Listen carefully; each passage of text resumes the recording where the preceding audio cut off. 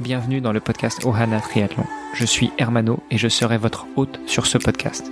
À mes côtés, Olivier De Scuter, le fondateur de la marque Ohana. Tous les jours, en 5 minutes, on vous explique comment lancer une marque de textile de sport et comment performer dans le triathlon. Ce podcast est sponsorisé par Ohana, spécialiste du textile de triathlon, natation, vélo, course à pied. Pour en savoir plus sur la marque, direction ohana.boutique. À tout de suite pour votre première commande.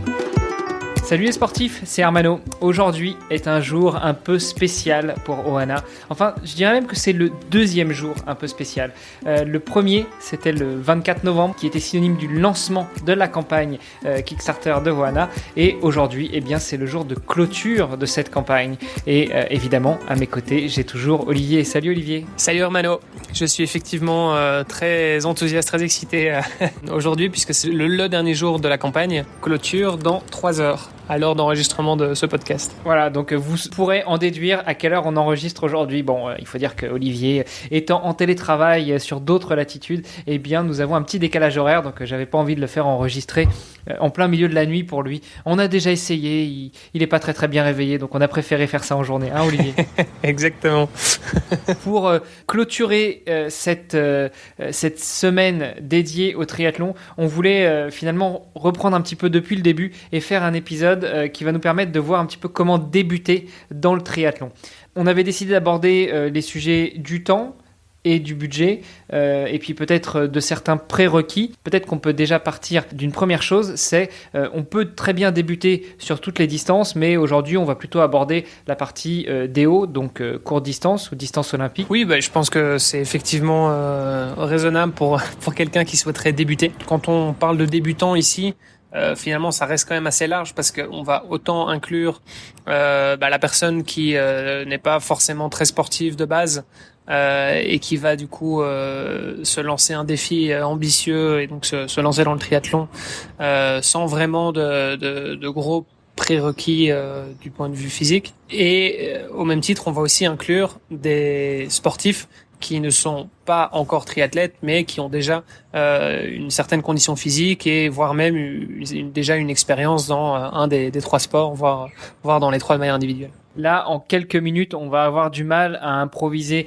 un programme ou même à donner des conseils très précis pour une personne, puisque ça va dépendre de son niveau déjà d'entraînement avant, son niveau d'activité physique. Ça va dépendre aussi peut-être de son âge et puis surtout de la distance sur laquelle cette personne va vouloir s'aligner. En tout cas, on a aussi bossé avec d'autres personnes sur un projet qui fait partie des contreparties de Kickstarter et qui est tout à fait dans le sujet, non ? Oui, tout à fait. C'est vrai qu'on est en cours de rédaction d'un e-book sur justement la question de la préparation de son premier triathlon ou Ironman. Et donc on va effectivement aborder plusieurs sujets. Hermano et moi sommes co-rédacteurs, mais on a encore 5 autres contributeurs à ce e-book, chacun spécialisé dans son domaine. Alors tu peux peut-être nous parler rapidement de ces domaines et puis après on attaquera véritablement le sujet du jour. Oui, tout à fait. Alors le e-book, je peux déjà vous donner la structure pas complètement définitive, mais ça devrait en tout cas y ressembler. On aura un premier chapitre sur l'équipement, donc qui sera rédigé par Hermano ici présent. Donc quel est l'équipement dont on a besoin pour débuter en triathlon. Le second chapitre, ce sera un plan d'entraînement en tant que tel. Donc ça, ce sera vraiment un plan très exhaustif avec les types d'entraînement, les types de sorties que vous devez faire chaque jour en vue de vous préparer pour votre course.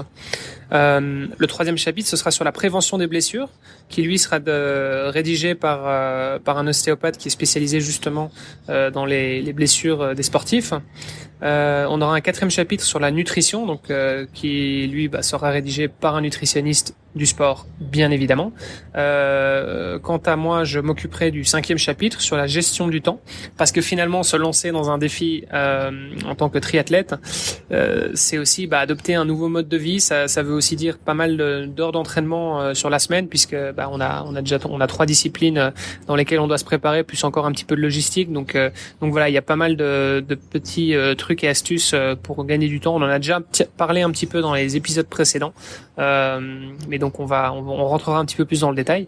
Et puis le dernier chapitre sera lui sur la préparation mentale, rédigé par un coach mental et psychologue du sport évidemment, qui lui va justement nous aider à affronter nos peurs et comment se motiver au jour le jour et être sûr de pouvoir garder la motivation jusqu'au bout. On va retrouver dans ce e-book beaucoup de sujets qu'on a déjà survolés dans nos podcasts, mais là de manière beaucoup plus détaillée, beaucoup plus élaborée, et ce ne sera pas en 5 minutes, on aura vraiment beaucoup de matière à étudier. Pour revenir sur le sujet du jour, à ton avis, qu'est-ce qu'on pourrait dire pour très simplement débuter le triathlon ? Peut-être déjà que on pourrait dire que c'est accessible à tout le monde. On n'a pas besoin d'être un grand sportif pour pouvoir pratiquer le triathlon et notamment dans ses plus courtes distances. Oui, alors je te rejoins totalement sur ce point-là. Le triathlon, alors c'est vrai qu'on connaît souvent le triathlon pour les courses Ironman. Qui sont un petit peu iconiques, mais en fait Ironman ce n'est qu'un label finalement. Il y a plein d'autres organisations dans le triathlon, mais il y a aussi d'autres distances. Donc il y a des distances beaucoup plus courtes et ça démarre effectivement de la distance sprint vers la distance olympique, et puis les semis et distances complètes sont les distances un peu traditionnelles. On en a déjà parlé auparavant. Donc débuter dans le triathlon finalement, si on vise un sprint ou même une distance olympique, c'est effectivement accessible à presque tout le monde. Alors, quand on dit accessible, à ton avis, ça tourne autour de combien d'heures d'entraînement ? Allez, on va partir sur une distance olympique, sur un DO, si on veut se lancer dans un DO. Déjà, quelle période de préparation il faut compter, et puis sur quelle période de temps hebdomadaire ? Je pense qu'il faut avoir déjà un minimum de conditions physiques. Donc je voudrais pas induire certaines personnes en erreur. Donc ça dépendra effectivement beaucoup de votre condition physique initiale. Mais si vous avez déjà une bonne condition, que vous savez nager, et que vous savez rouler sur un vélo, courir, a priori ça ne devrait pas poser trop de problèmes. Donc si vous savez faire ça, a priori, avec 3 mois de préparation, vous devriez être capable de terminer un triathlon sur une distance olympique. Alors sans forcément battre des records, mais voilà, vous devriez pouvoir en tout cas franchir la ligne d'arrivée. Alors là, tu nous as parlé de la durée de préparation dans son ensemble. Si on s'attelle à la préparation hebdomadaire, toi, tu partirais sur une durée hebdomadaire de combien de temps ? Alors, pour se préparer correctement, il me semble qu'il faut un minimum de 2 séances d'entraînement pour chaque sport. Donc si vous faites le calcul, vous êtes à 6 séances d'entraînement sur la semaine. Pour quelqu'un qui débute, faire une heure d'entraînement, voire même un petit peu moins pour certaines, je pense que c'est suffisant, sachant que il y aura certainement 1 ou 2 sorties vélo qui seront peut-être un petit peu plus longues. Donc il faut partir sur un minimum de 6 heures, ça me semble correct. Et je pense que c'est quelque chose que nos préparateurs physiques détailleront davantage dans le e-book en tant que tel. Mais donc effectivement, je partirai vraiment sur 6 heures en tout cas pour une distance olympique. Donc 6 heures par semaine pour pouvoir préparer correctement un triathlon distance olympique. Si on parlait très rapidement du matériel, à part une paire de chaussures de course à pied, ce qui finalement est quand même le minimum puisqu'on fait pas du triathlon pieds nus, toi, quel autre type de matériel absolument indispensable tu verrais ? En fait, au niveau du matériel, alors c'est vrai que ça peut très vite grimper dans les prix, mais bon, si on veut juste terminer un triathlon, finalement, on n'a pas besoin de grand-chose. Alors, les baskets pour courir, oui, c'est une chose. Évidemment, le deuxième élément dont on va avoir besoin, c'est un vélo. Alors, vous pouvez toujours vous en faire prêter un. Maintenant, vous allez quand même devoir vous entraîner avec, donc il faut que ce soit au moins pendant ces 3 mois d'entraînement. Donc, l'idéal est peut-être d'en acheter un. Acheter un vélo d'entrée de gamme ou d'occasion, vous en trouvez à quelques centaines d'euros. Donc, vous pouvez facilement trouver un vélo à partir de 300 €. Voilà, vous avez un vélo de route. Alors, c'est clair que ce sera pas un avion de chasse, mais c'est largement suffisant en tout cas pour franchir une ligne d'arrivée. Donc voilà, finalement si vous avez une paire de baskets pour courir et un vélo. Bon, oui, un maillot de bain. Enfin bon, ça c'est pas un gros budget. Des lunettes et un bonnet de bain aussi pour nager. Mais sinon, dans l'absolu, vous n'avez pas besoin de beaucoup plus que ça. Après, c'est clair que si vous voulez performer, dans ce cas-là, oui, effectivement, les frais vont commencer à s'additionner et bon, ça peut commencer à coûter un peu plus cher. C'est vrai que on a tendance à dire que le triathlon coûte cher. Je suis d'accord, c'est un sport qui coûte cher à partir du moment où on veut performer. Maintenant, si notre objectif est uniquement de franchir la ligne d'arrivée, finalement, ça reste quelque chose de très accessible. Ouais, je suis tout à fait d'accord avec toi. Moi, je rajouterais quand même juste une chose, c'est que en plus des baskets, du vélo, des lunettes de natation et peut-être du bonnet de natation, quoique en règle générale sur les épreuves, les organisateurs donnent un bonnet, ne serait-ce qu'avec le numéro pour pouvoir identifier les compétiteurs. Moi, je rajouterais quand même une tenue, alors un short, un t-shirt, peut-être une trifonction qui permettrait de remplacer les différentes tenues des 3 disciplines et même du maillot de bain. Allez, on va aller chercher une trifonction chez Ohana, par exemple. Alors, bien sûr, vous pouvez aller chercher une trifonction chez Ohana. Je dirais certainement pas le contraire. De manière tout à fait honnête, il faut dire que le simple fait de terminer un triathlon, finalement, la trifonction permet de gagner du temps. Parce que du coup, dans les transitions, vous n'allez pas devoir vous changer systématiquement.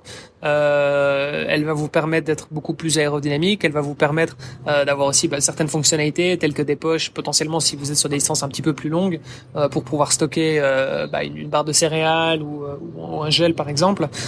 Donc voilà. Donc bien sûr, il y a énormément d'avantages à avoir une trifonction, de manière très transparente, très honnête avec tout le monde. Ce n'est pas quelque chose qui est indispensable pour franchir une ligne d'arrivée. D'ailleurs, je me souviens avoir vu ces images du premier Ironman dont on parlait l'autre jour dans l'histoire du triathlon. À l'époque, il faisait ça en jean, avec un short en jean sur le vélo. Donc voilà, c'est faisable aussi. Écoute, je pense qu'on a fait un très bon tour d'horizon cette semaine, non seulement du triathlon, mais aussi aujourd'hui du matériel vraiment de base nécessaire pour pouvoir passer une ligne d'arrivée d'une compétition sans se ruiner. Et surtout, y a une chose à ne pas oublier, c'est que c'est pas parce qu'on fait un triathlon et qu'on passe la ligne une fois qu'on va avoir envie de recommencer.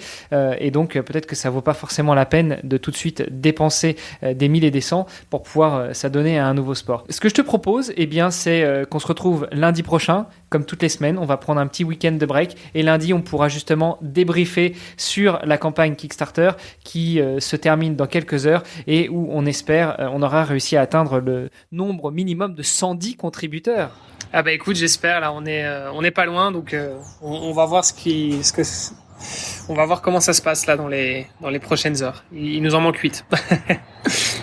Et si vous écoutez encore ce podcast avant 18h, s'il vous plaît, allez-y, contribuez, prenez les téléphones, les ordinateurs de vos conjoints, de vos amis, de vos enfants et puis allez contribuer ne serait-ce que pour 1 euro. On vous a fait une adresse rapide bit.ly/Kickstarter_Ohana et puis si vous avez déjà contribué, n'hésitez pas à diffuser la bonne parole. On a jusqu'à 18h pour clôturer cette campagne de financement participatif et on compte sur vous. Super, écoute, merci Armano, je te souhaite un très bon week-end et également à tous ceux et celles qui nous écoutent et on s'entend lundi. Très bien, à lundi, salut Olivier. Ciao. Ce podcast est sponsorisé par Ohana. Pour en savoir plus sur les textiles et les valeurs de la marque, rendez-vous sur ohana.boutique. ohana.boutique. À tout de suite pour votre première commande.